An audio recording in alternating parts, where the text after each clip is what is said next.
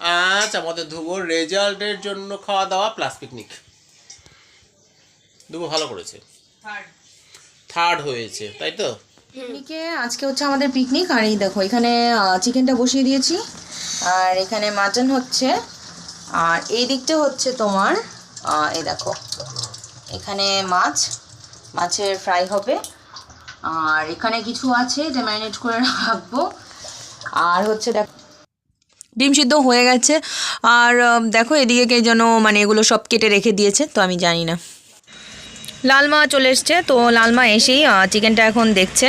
তো তারপর লালমা প্রেশার কুকারে আবার মাটনটা চাপিয়েও দিয়েছে।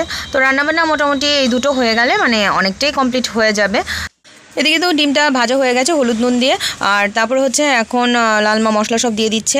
আর ডিমের একটু গ্রেভিটা কম করে করা হবে, কারণ যেহেতু চিকেনটা একটু আর কি বলতো পোলাওর সাথে এত মানে গ্রেভি যায় না, তো কেউই আর কি পরে গ্রেভিটা খেতে চায় না। সো যার কারণে লালমাকে বলছি সব কিছু লালমা করছে। আর এইখানে কিন্তু মানে টমেটো কাটা হয়ে গেছে চাটনির জন্য, তারপরে কিন্তু মাটনটা প্রেশারে খোলা হয়ে গেছে। আর দেখো এখানে কিন্তু একটা হাঁড়ি বসিয়ে দেওয়া হয়েছে পোলাও রান্নার জন্য। আমি মাছটাকে কিন্তু ওইদিকে ম্যারিনেট করে রেখেছি। তারপরে আর পোলাওটা কিন্তু দুবারে রান্না হবে, যেহেতু প্রায় 3.5 কিলোর মতো হবে রান্না। আর দিকে কিন্তু দেখতে পেলে যে চাটনিটাও প্রায় হয়ে এসছে। আর তারপরে চলে এসছে পূজা এসে কিন্তু কাজে লেগে পড়েছে। ও কিন্তু মানে সালাদটা কাটা আমার বাকি ছিল, তো কাটছে। আর এদিকে দেখো পিকনিকের প্রায় সব রান্না আমাদের কমপ্লিট। সো আমরা এখন ছাদে চলে এসেছি, আর আমি কিন্তু সব খাবার এখন সবাইকে সার্ভ করে দিচ্ছি। আর দেখো এখানে ধ্রুব আর যেটু কিন্তু ফার্স্টে বসে গেছে, আর মাসি এখানে সব রেডি করছে, আর লালমা কিন্তু নিচে লাল বাবার খাবারটা দিচ্ছে। আর এইদিকে কিন্তু দেখো মানে যদি ছাদে মানে আমরা রান্না করে খেতাম তাহলে তো আরও পিকনিকটা বেশি মজার হতো, কিন্তু কিছু করার নেই, কারণ আবার সব কিছু মানে নিয়ে আসতে হবে। সো আমরা রান্না করে এখানে নিয়ে চলে এসেছি। সো এটাই কিন্তু বছরে একটাবার, মানে কত বছর আমাদের পিকনিক হয়েছিল, সো এবারও হচ্ছে। সো আমাদের এই দিনটা খুব ভালো কাটে। আর এদিকে কিন্তু মানে আমাদের ম্যামও কাজে লেগে পড়েছে। সো আমাদের বাড়িতে যারাই আসে ওরা সবাই কিন্তু খুব হেল্পফুল, সবাই মনে করো বসে থাকে না, সবাই কিছু না কিছু করে। সো আর কি করার, এখন আমরা মানে সব কিছু। আর আজকে কিন্তু ওয়েদারটা খুব ভালো ছিল, রোদ ছিল, শীত তো ছিল বটে, কিন্তু রোদের জন্য খুব ভালো ছিল। আর আমি কিন্তু এদিকে সবাইকে দিচ্ছি। আর ধ্রুবের পাপা আমাকে বলছে যে মানে এখন আমরাও সবাই মিলে বসে পড়ি, কারণ পিকনিকে কী বলো তো, সবাই মিলে যদি আমরা একসাথে না খাই তাহলে সে আনন্দটা হয় না।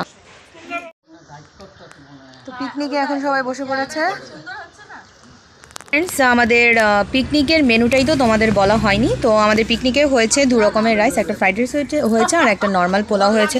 তারপরে হচ্ছে ডিম হয়েছে, তারপরে মাটন, তারপরে চিকেন, ফিশ ফ্রাই, সালাদ, চাটনি, পায়েস। আমরা এখন লাঞ্চ শুরু করছি আমাদের পিকনিকে। Group picnic.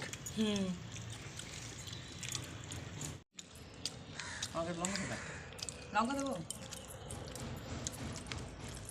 সুপর্ণা নিও কিন্তু। হ্যাঁ কিচ্ছু আর লাগবে না। কেন? চাটনি নিও। চাটনি আমি খাই না। চাটনি খাও না? পিকনিকের যে হোস্ট সে খাওয়া শুরু করে দিয়েছে।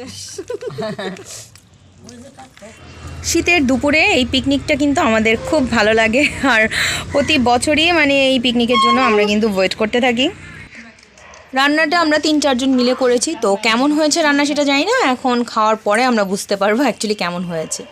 তো সবই ঠিক আছে, আমরা খুব এনজয় করছি। বাট প্রীতির যেহেতু ফাইনাল পরীক্ষা চলছে, সো প্রীতিরা কেউই আসতে পারেনি। সো ওদের খুব মিস করছি, কারণ ওদের জন্য খুবই মানে এই লাগছে। আমরা সবাই পিকনিকে এনজয় করছি। আমার লাঞ্চ ডান, মানে পিকনিকের খাওয়া দাওয়া ডান। এবার সব বাকিরা করছে এখানে। তো মোটামুটি কিন্তু সবার খাওয়া হয়ে গেছে, আমি সবার লাস্টে আছি।